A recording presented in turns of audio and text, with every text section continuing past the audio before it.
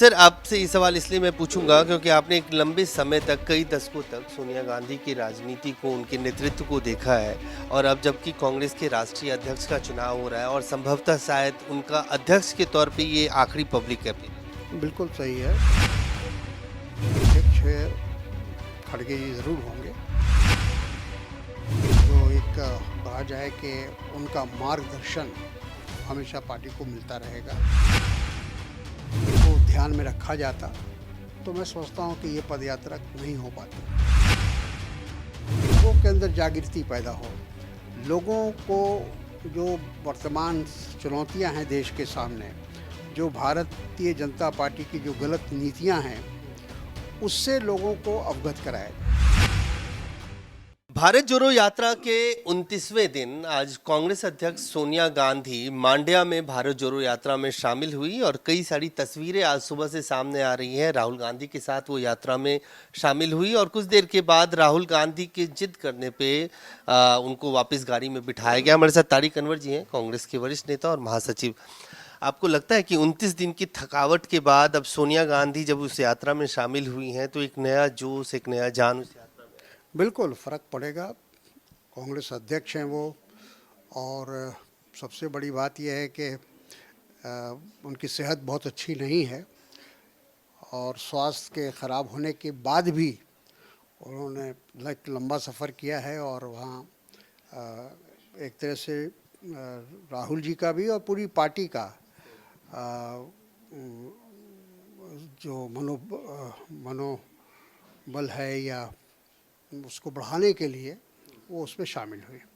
तो मैं सोचता हूँ कि पूरे कांग्रेस कार्यकर्ता में एक उत्साह है कि सोनिया जी आई हैं और उसमें भारत जोड़ो यात्रा में शामिल हुए।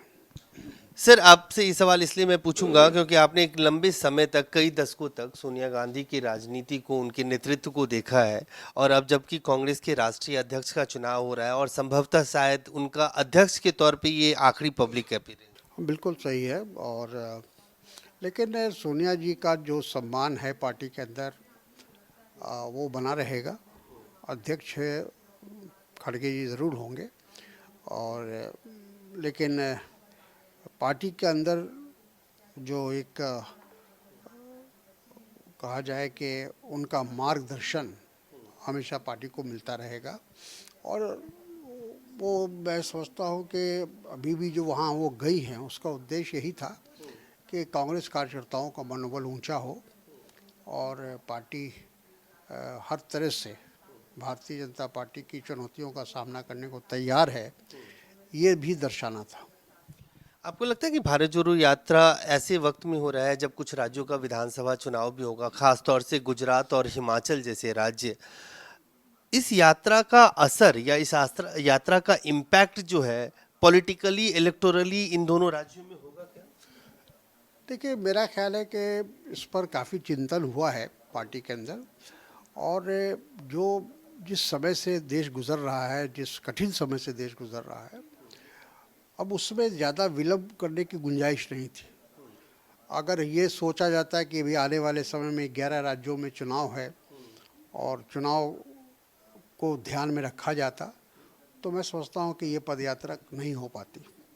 क्योंकि पूरे कन्याकुमारी से कश्मीर तक का जो सफ़र है, ये लगभग 5 महीने का सफ़र है। और तो ये चुनाव के मद्देनज़र ये नहीं किया गया है। ये सही मानों में ये महसूस किया कि देश के सामने जो सांप्रदायिकता का, महंगाई का, बेरोज़गारी का, किसानों की समस्याओं का और बहुत सारी चीज़ों का जो एक मुँह बाए खड़ी है, उसको जनता के साथ या जनता से जोड़ने के लिए वो ज़रूरी है कि लोगों से संपर्क किया जाए। जनसंपर्क का मैं समझता हूँ कि पद यात्रा से बेहतर कोई दूसरा ज़रिया नहीं हो सकता है। सर, लेकिन एक जो कुछ लोग जो इस यात्रा को लेकर सवाल उठा रहे हैं, उनका ये कहना है, एक तो सिर्फ 64 लोकसभा सीट से ये यात्रा गुजरेगी और खास तौर से हिंदी पट्टी, जहाँ पे कांग्रेस पार्टी बिल्कुल जनाधारहीन हो गई है, उन क्षेत्रों से ये यात्रा नहीं गुजर रही है। तो इसका इलेक्टोरली 2024 के मद्देनजर क्या फायदा फिर कांग्रेस पार्टी को? नहीं, जैसा मैंने कहा कि इसका चुनाव से इसको जोड़ना ही गलत है।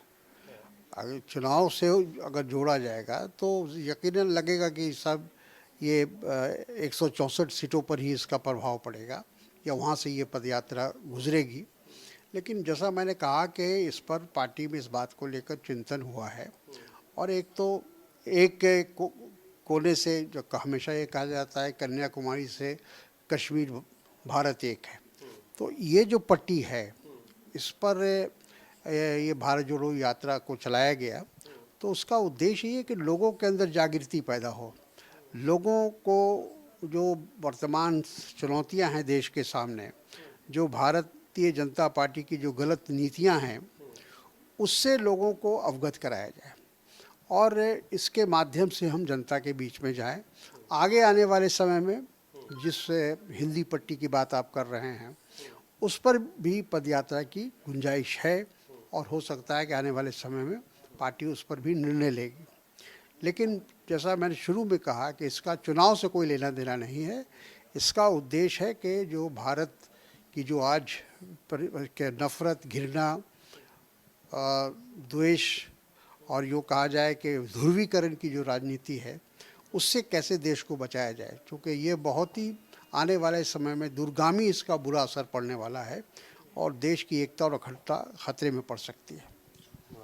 तो साफ तौर से तारिक अनवर जी का कहना है कि इस भारत जोड़ो यात्रा में कांग्रेस अध्यक्ष सोनिया गांधी के शामिल होने से कांग्रेसी कार्यकर्ताओं में उत्साह और जोश तो है ही, और लेकिन इस यात्रा का उद्देश्य जो है कहीं भी राजनीतिक तौर पर चुनावी फायदा लेना नहीं है और इसको चुनाव से जोड़कर नहीं देखना चाहिए। कैमरामैन फिरोज के साथ अजय झा, दैनिक सवेरा दिल्ली। गुरु समीर जी, ਤੁਹਾਡੇ ਸ਼ਹਿਰ 'ਚ ਪਹਿਲੀ ਵਾਰ ਅਦਭੁਤ ਸ਼ਕਤੀ ਚਮਤਕਾਰ ਦੇਖੋ। ਦੇਸ਼ ਵਿਦੇਸ਼ ਬੈਠੇ ਸਾਨੂੰ WhatsApp ਤੇ ਵੀ ਕਾਲ ਕਰ ਸਕਦੇ ਆ। ਘਰ ਬੈਠੇ 11 ਮਿੰਟਾਂ 'ਚ 101% ਗਰੰਟੀ ਨਾਲ ਵਸ਼ੀਕਰਨ ਅਤੇ ਮੁੱਠ ਕਰਨੀ ਦੇ ਮਾਹਰ। ਸਭ ਤੋਂ ਪਹਿਲਾਂ ਕੰਮ ਕਰਨ ਦਾ ਵਾਅਦਾ ਕਹਿੰਦੇ ਨਹੀਂ ਕਰਕੇ ਦਿਖਾਉਂਦੇ ਆ। ਨੌਕਰੀ, ਪ੍ਰਮੋਸ਼ਨ, ਕਾਰੋਬਾਰ 'ਚ ਪਰੇਸ਼ਾਨੀ, ਘਰ 'ਚ ਝਗੜਾ, ਬਰਕਤ, ਔਲਾਦ ਕਹਿਣੇ ਤੋਂ ਬਾਹਰ ਹੋਣਾ, ਕੋਰਟ ਕੇਸ, ਤਲਾਕ, प्रॉपर्टी डिस्प्यूट, गुप्त रोग, पुराना दर्द, पति पत्नी च अणबण, जादू टोना, मनमोहनी, वशीकरण करवाओ या तुड़वाओ। सोतन दुश्मन तो छुटकारा सदा ले। रुस्से नूं मनाउणा, प्यार, मोहब्बत। संपर्क करो 9958635478।